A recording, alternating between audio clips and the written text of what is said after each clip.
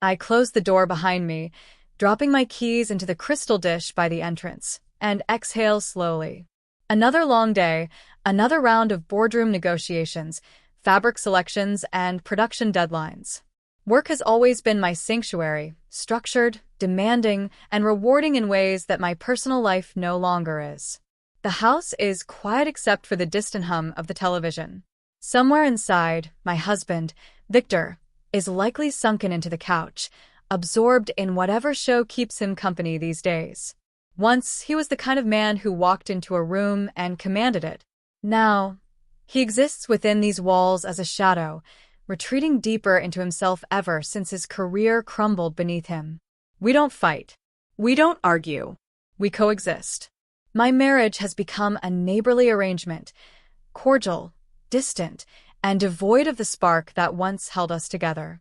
I tell myself that this is normal, that this is just what happens when time stretches between two people without passion to bridge the gap. And yet, there's Jordan.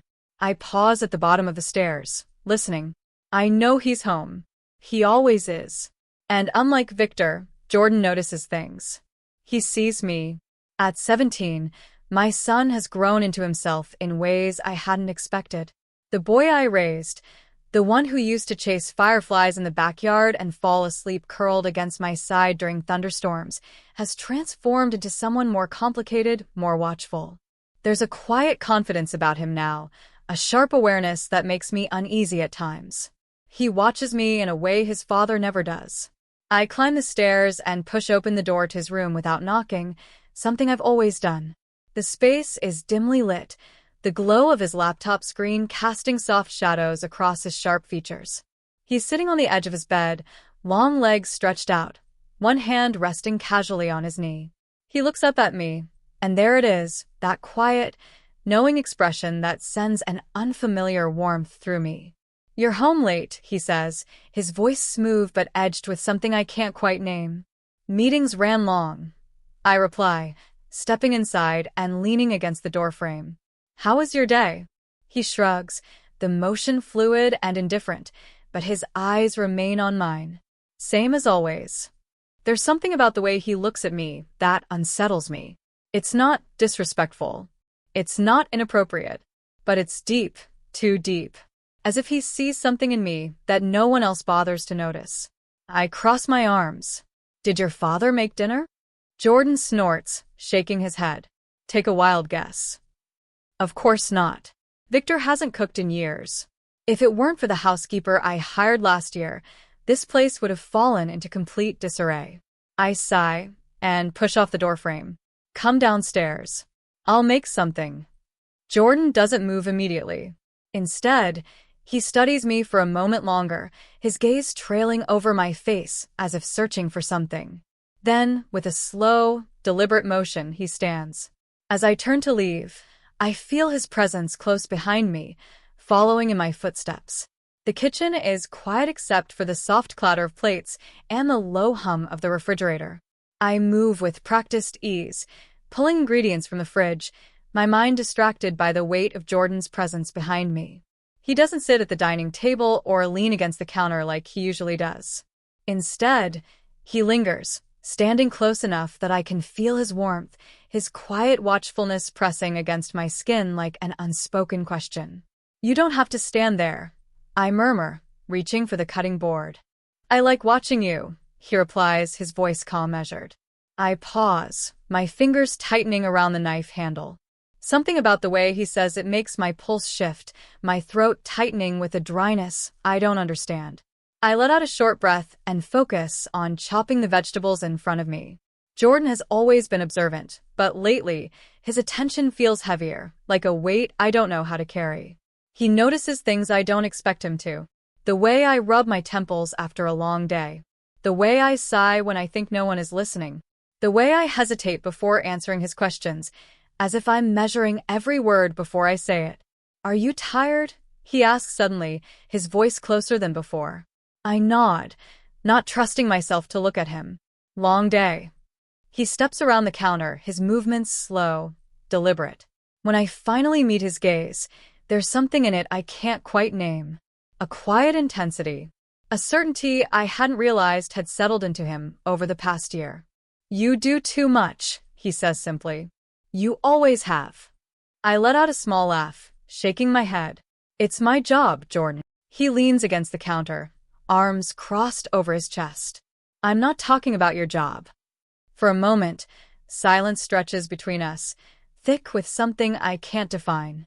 My fingers press against the cool surface of the countertop as I try to steady myself. There's an unfamiliar energy in the air, something I'm too afraid to acknowledge. I force a smile and turn back to the stove. "Can you grab me the olive oil?" Jordan doesn't move right away. I feel the weight of his stare on the side of my face, the way his presence lingers like a question neither of us wants to ask. Then, finally, he steps away, the sound of the pantry door creaking as he retrieves the bottle. Dinner is quiet. Victor never joins us anymore. He exists in his own world, detached and uninterested in anything beyond his television screen. I should mind more than I do, but I've stopped expecting anything different. Instead, it's just Jordan and me, sitting across from each other in the dim glow of the kitchen light. I should be used to it by now, but tonight, the silence between us feels different. Charged.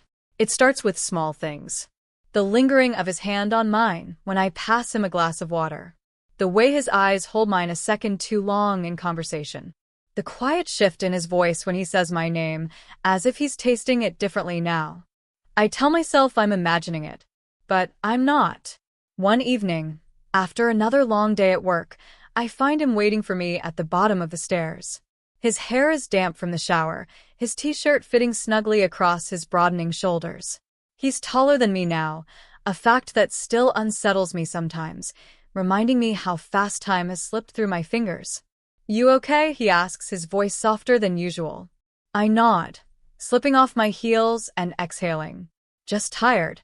Jordan watches me for a moment before he steps forward. Before I can react, his hands are on my shoulders, his fingers pressing gently against my muscles. I freeze. "You're tense," he murmurs. "Jordan." "Relax," he says simply, his voice soothing, his fingers kneading the knots in my shoulders with surprising skill. "Let me take care of you for once." I want to protest, to tell him this is unnecessary, that I can handle my own exhaustion. But the truth is, it feels good. Too good. My body betrays me, leaning into his touch before I can stop myself. His hands move slowly, deliberately. My breath hitches when his fingers brush the curve of my neck, his touch lingering for just a second longer than it should. The air between us thickens, the quiet hum of the house amplifying the tension. "Better?" he asks, his voice close, warm against my ear. I swallow hard. "Yes." He doesn't move right away. Neither do I. The moment stretches, something unspoken filling the space between us, tightening around my chest like a vice. Then, as if sensing the danger in it, I step away. "Thank you," I say quickly, clearing my throat. I should get to bed." Jordan nods, his expression unreadable. "Good night, Mom." The way he says it, it doesn't feel the same as before. The shift between us is undeniable. It's in the way his eyes follow me across the room. The way his presence lingers in doorways, watching, waiting.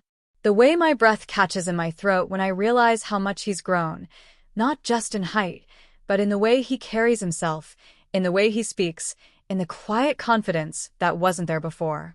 It unsettles me. It excites me. And that terrifies me most of all.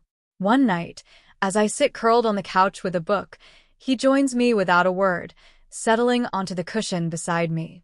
It's nothing unusual. We've always shared quiet moments together. But tonight, something feels different.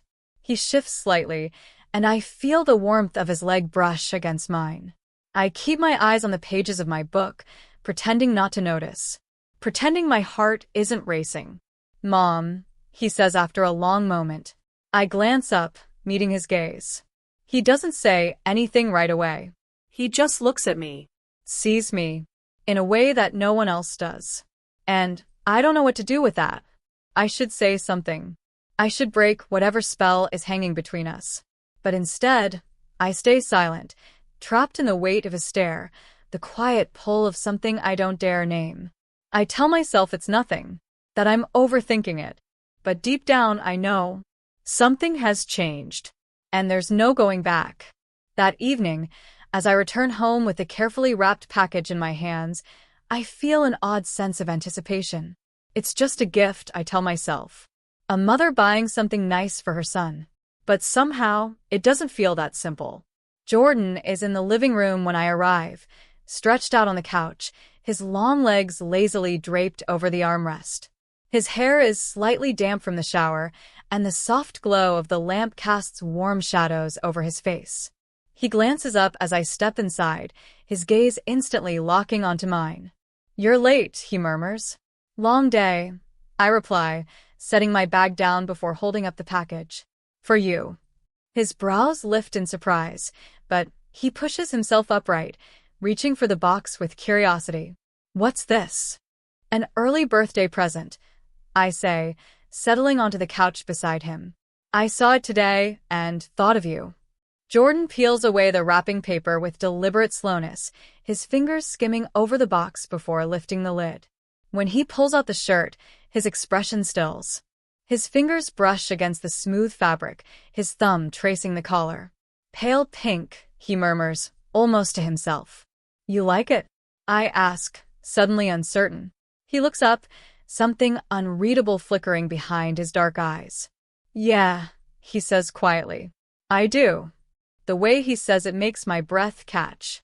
"Try it on," I say before I can think better of it. Jordan hesitates for only a second before standing, pulling his t-shirt over his head in one fluid motion. My mouth goes dry. His body is lean but strong, muscles carved by the unconscious effort of youth. I look away, my pulse quickening, my fingers curling against my knee as he shrugs into the new shirt. When he buttons it up and turns to face me, my breath catches in my throat. It fits perfectly. The fabric hugs his frame in all the right ways, the delicate pink against his skin making his features somehow sharper, yet softer at the same time. I swallow hard. "You look." The words falter before I can finish. Jordan watches me closely, his expression unreadable. "How do I look?" "Beautiful." The word sits on the tip of my tongue, too dangerous to say out loud. Instead, I force a small smile. "Handsome." A slow smirk tugs at the corner of his lips. "You think so?" I nod, ignoring the way my heart pounds against my ribs. I wouldn't have bought it if I didn't. He doesn't break eye contact as he steps closer, his voice quieter now. "You always notice things about me, don't you?" Something about the way he says it makes the air between us feel too thick, too charged. I rise to my feet quickly, smoothing my hands over my skirt. "Well," I say, forcing my voice to sound normal, it's a mother's job to notice things about her son. Jordan doesn't respond right away. Then slowly he says, "Right." But something in his tone tells me he doesn't quite believe me. 3 days later, on Jordan's birthday, I take him to dinner. Victor is nowhere to be found, which doesn't surprise either of us. I don't even bother leaving a note. The restaurant is intimate, dimly lit with soft golden lighting and elegant decor.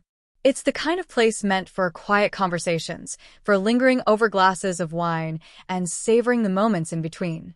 Jordan wears the pink shirt, and when I see him standing there, waiting for me by the entrance, something inside me stirs in a way I can't name. "You wore it," I say as we take our seats. "Of course," he replies, his lips curving into a knowing smile. "You picked it out for me."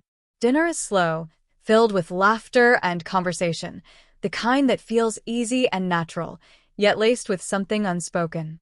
I sip my wine too quickly, trying to steady myself against the warmth in his gaze, the quiet way he watches me between words. "Do you ever regret it?"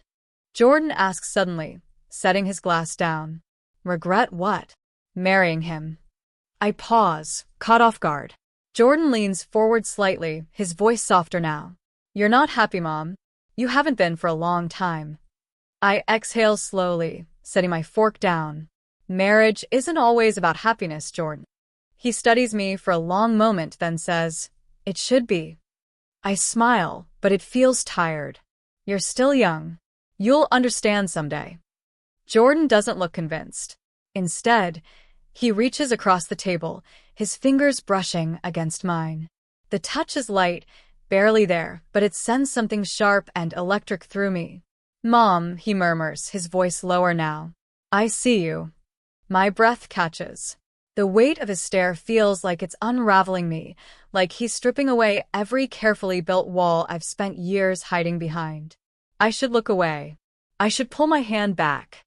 But I don't. And that terrifies me more than anything else. The car ride home is silent. Not awkward. Not tense. Just thick with something neither of us is willing to name. Jordan's hand rests on the gear shift between us, his fingers idly tracing patterns against the leather. My hands tighten around the steering wheel. When we finally pull into the driveway, I exhale, forcing a small smile as I turn to him. "Happy birthday, sweetheart." Jordan watches me for a long moment before saying, "This was the best one yet." And then, before I can react, he leans in just slightly, just enough for the space between us to disappear. For a moment, I don't breathe. For a moment, everything tilts. And then, just as quickly as it happens, he pulls back, his voice low, almost a whisper. "Good night, Mom." I sit there, frozen, as he steps out of the car and disappears inside. And all I can do is try to pretend that nothing has changed, even though I know, deep down, everything has. The house is silent when I enter, the only sound the soft hum of the refrigerator and the distant flicker of the television from the living room. I know Victor is in there, lost in whatever show numbs his existence, unaware of the world around him. He doesn't look up as I walk past, doesn't acknowledge the way I slip quietly up the stairs to my bedroom. I don't expect him to. Closing the door behind me, I lean against it for a long moment, my breath slow, steady, controlled. But inside, I am anything but. Jordan's voice still lingers in my mind. This was the best one yet. And the way he looked at me tonight. I exhale, shaking my head as I cross the room, slipping off my heels and unzipping the back of my dress with practiced ease. The fabric pulls at my feet, and I step out of it, pulling on a silk nightgown before sitting at the edge of my bed. My phone vibrates on the nightstand. I reach for it without thinking, expecting a work email, maybe a message from one of my colleagues confirming a meeting for tomorrow. But when I unlock the screen, my breath catches in my throat. It's from Jordan. A single message. "Still thinking about tonight." Attached is a photo. I hesitate before clicking it. And when I do, the air in my lungs stills. It's him, standing in front of the mirror in his bedroom, wearing the pale pink shirt I gave him. The buttons are undone at the top, revealing the smooth line of his collarbone, the subtle definition of his chest. The soft glow of the lamp behind him casts warm shadows over his face, his dark eyes steady, unreadable, watching me even through the screen. I stare for too long, longer than I should. My fingers tighten around the phone, my pulse quickening as I struggle to form a response. I should ignore it. I should tell him to go to bed, to stop whatever game this is before it goes too far. But instead, I type back before I can stop myself. "It looks good on you." A response comes almost immediately. "You knew it would." My breath shudders. I put my phone down, placing it face down on the nightstand as if that will somehow erase the weight of what just happened. I shouldn't be feeling this way. I shouldn't be reacting like this. But the truth is undeniable. Jordan sees me in a way no one else does. And I don't know how to stop it. Chapter 10. The Restless Night. Sleep does not come easily. I lie awake, staring at the ceiling, the faint glow of my phone casting long shadows across the room. I think about Jordan. The way he looked tonight. The way he touched my hand at dinner. The way his voice dipped lower when he said, "I see you." A mother shouldn't feel this way. And yet, the memory of the photo burns behind my eyes. The slight part of his lips. The way the fabric of the pink shirt clung to his frame, as if it was made for him. I roll onto my side, pressing my cheek into the pillow, willing myself to think of something else. Anything else. But I can't. The warmth between us tonight was real. Undeniable. And I don't know if I have the strength to pretend otherwise anymore. The sun filters through the curtains, casting soft golden light over my bedroom.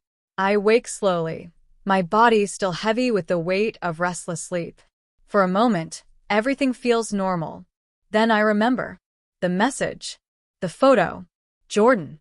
I reach for my phone, my fingers trembling slightly as I unlock the screen. There's another message from him. Morning, beautiful. My breath catches. I should tell him to stop. I should remind him that this isn't right, that there are boundaries, rules, things we cannot allow ourselves to feel.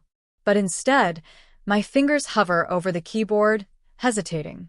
A response lingers at the edge of my thoughts. And when I finally type it, my heart pounds against my ribs. Good morning, birthday boy. The reply comes instantly. Come downstairs. Let's have breakfast together.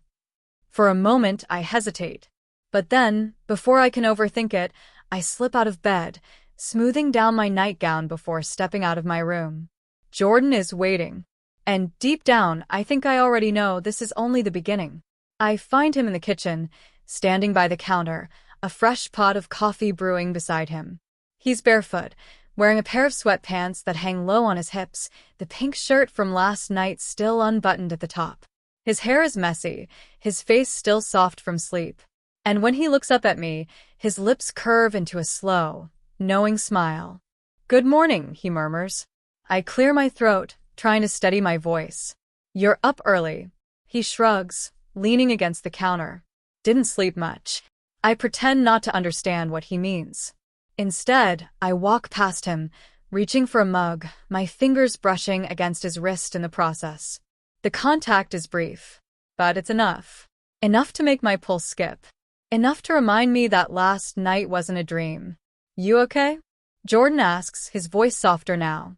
I inhale slowly before turning to face him. Of course, I say. Why wouldn't I be? Jordan studies me for a long moment before stepping closer, his presence warm, overwhelming. I don't know, he says quietly. You just seem different. I force a small laugh. Well, it's not every day my son turns 18. Something flickers in his gaze. Right, he murmurs. I lift my coffee to my lips, hoping he doesn't notice the way my hands tremble slightly. Hoping he doesn't see the truth behind my carefully crafted mask. Because deep down I know, everything has changed, and there's no going back.